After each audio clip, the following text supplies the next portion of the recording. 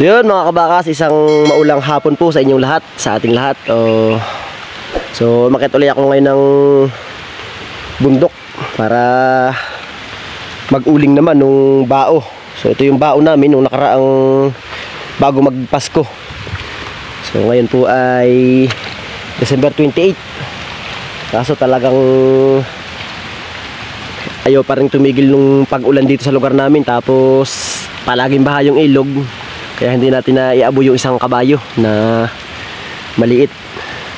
So ayan, inabot na ako ng gabi. So mag-aalas 5 na. Bago pa lang natitigpos itong ginagawa ko. So ayan, mag-isa muna tayo ngayon. Yan yung ating nagawa kaninang umaga bago umulan. Mas bukas ito naman yung isasalang ko. Yan, kapag ganitong basa yung medyo basa yung bao, ang matagal bago maluto o maging uling. Ayan. So isang madaling update ko lang kayo ngayon. So medyo madalang yung upload natin ngayon dahil mag New Year na. Tapos medyo baha lagi yung ilog, hindi tayo makalabas. So hindi makatawid yung ating mga kabayo. So siguro itong pasok ng January 2024 baka halos mag-araw-araw na yung upload natin sa YouTube dahil mamamalagi tayo sa bundok. So ngayon ito medyo malabo yung dala kong camera dahil yung dala kong camera ngayon ay yung dati kong ginagamit. So kapag ako ganitong nag-overnight dito sa bundok, hindi ko dinadala yung bagong camera. So yan, dito tayo matutulog mamaya. Medyo mainip kapag solo.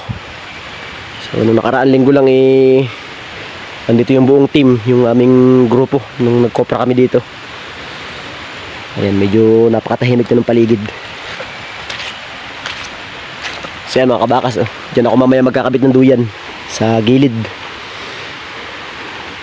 Sana wag umulan ng malakas para hindi mabasa yung loob ng koprahan. Ayan, medyo nababasa. Yan, siguro aabutin ako dito ng gabi ngayon.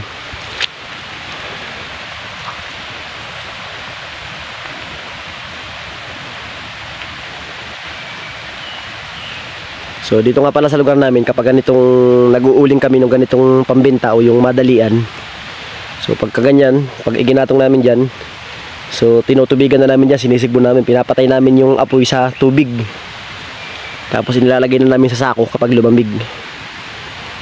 So yan ho naman ay uling na bao, yan ay kahit mabasa, basta nailagay mo sa kalan, mas maganda kung may blower yung kalan. Mas maganda yung liab niya kapag wala na yung gabok niya, yung galbok kapag nahugasan. So yan, nakadalawang sakot kalahati ako kanina. Siguro ito mga 2 sakot kalahati uli. Tapos yung matitira, sana hindi maulan bukas, para bukas ng umaga gagatungan ko ulit doon. Ayan, meron pa sa kabila. Yung bao naman sa kabila ay tag dito, kukunti. Hindi kasing rami nung nandito. Yun yung ibang bao dito yung natira pa namin nung nakaraan, nung August September, nung nakaraan nagkopra kami nung September. Ayan.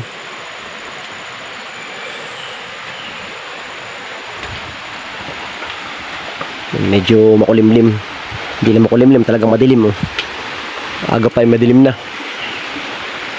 So kapag ganito, malamang-lamang sa talagang baka bukas ay hindi makarga itong uling na ito. Bakit abutin dito ng bagong taon. So ibig sabihin hindi mapepera. Ayan, ako'y sumakad at para makapag-uling man lang at ng may pambili ng, sabi nga ay prutas na bilog. Ayan.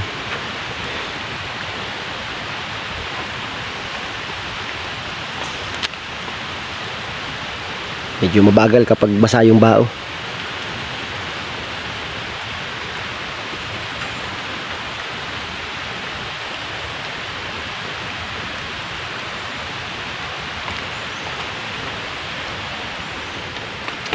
So yun mga kabakas, maraming salamat sa panonood nyo. At ito lang muna yung update ko sa inyo ngayon dahil solo lang naman ako dito. So tatapusin ko muna itong ginagawa ko. So yan, thank you at Happy New Year sa ating lahat. Lalo na sa ating mga subscriber dyan mula sa Quezon, Laguna at kung saan man kayong lugar dito sa Quezon. So maraming salamat sa panonood nyo lagi sa channel na ito. So yun lang, thank you.